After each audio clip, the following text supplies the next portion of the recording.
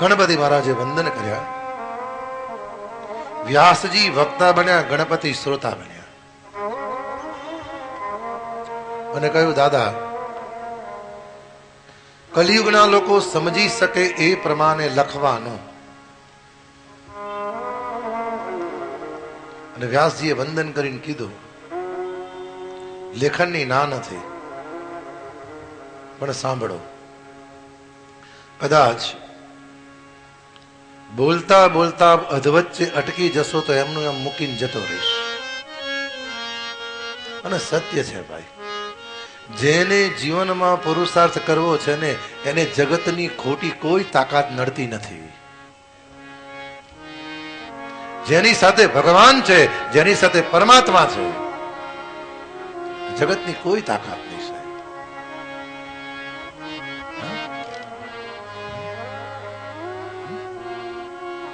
કરુણા કરી રાતકાલનો સમય થયો. ભગવાન વ્યાસજીએ પ્રારંભ કર્યો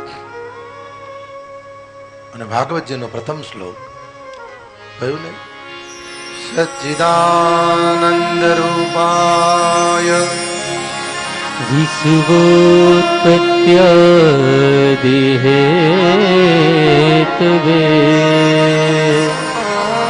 તાપત્રય વિનાશાય શ્રી કૃષ્ણાય વયં નમઃ. સચ્ચિદાનંદ રૂપાય વિશ્વોત્પત્યાદિ હેતવે તાપત્રય વિનાશાય શ્રી કૃષ્ણાય વયં નમઃ.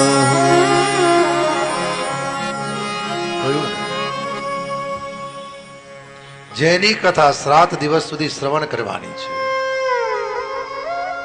એ ભગવાનનો સ્વભાવ કેવો છે, સ્વરૂપ કેવું છે, ગુણ કેવા છે, મહાત્મયની કથા છે. અને મહાત્મયનો અર્થ છે, મમત્વ ઓછું કરો તો મહત્વ સમજાય. ખ્યાલ આવ્યો ને?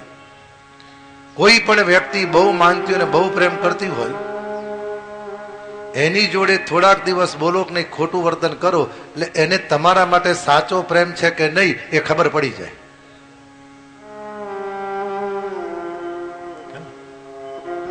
મમત્વ છોડો. અને કહ્યું છે, જ્યાં સુધી જગતનું મમત્વ છે ત્યાં સુધી ભગવાનનું મહત્વ જીવનમાં સમજાતું નથી. દીકરો પ્રેમ કરે, પરિવાર પ્રેમ કરે ત્યાં સુધી સમજાય નહીં, પણ પેન્શન લઈને સહી કરી લે ને ધક્કો મારીને કાઢ્યું મૂકે ત્યારે ખબર પડે ભગવાન સિવાય મારું કોઈ નથી. મમત્વ છોડો.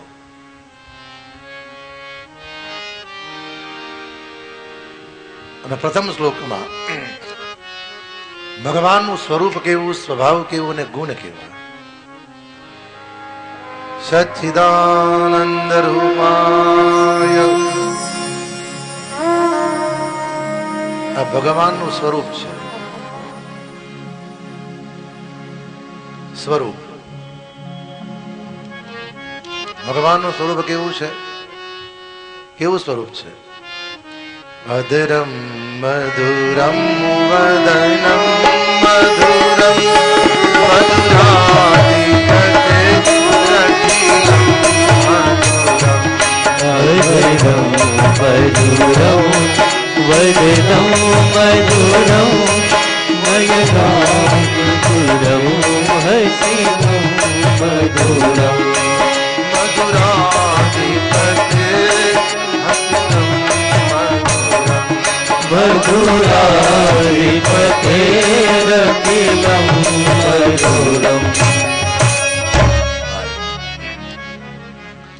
ભગવાનનું સ્વરૂપ આનંદમય છે. સ્વરૂપ કેવું? જ્યારે જ્યારે પણ દર્શન કરીએ ત્યારે આનંદ જ આવે. સ્વરૂપ દર્શન કેવું સ્વરૂપ છે? ઠાકોરજીનું સ્વરૂપ કેવું છે કે છે આજ મારા મંદિરિયામાં માલિક આજ મારા મંદિરિયામાં માને શ્રીનાથ દેવાનું ઝુમ કરતા ચાલે શ્રીનાથ કેવાનું ઝુમ કરતા ચાલે શ્રીનાથ આજ મારા આજ મારા મંદિરિયામાં માને શ્રીનાથ પહેલું સ્વરૂપ ભગવાનનું સ્વરૂપ છે મંગલમ મંગલમ વ્રજભૂમિ મંગલમ મંગલમ મંગલમ નંદ યશોદા મંગલમ. સ્વરૂપ દર્શન પછી સ્વભાવ દર્શન. ભગવાનનો સ્વભાવ કેવો છે? વિશ્વોત્પત્યાદિહેતવે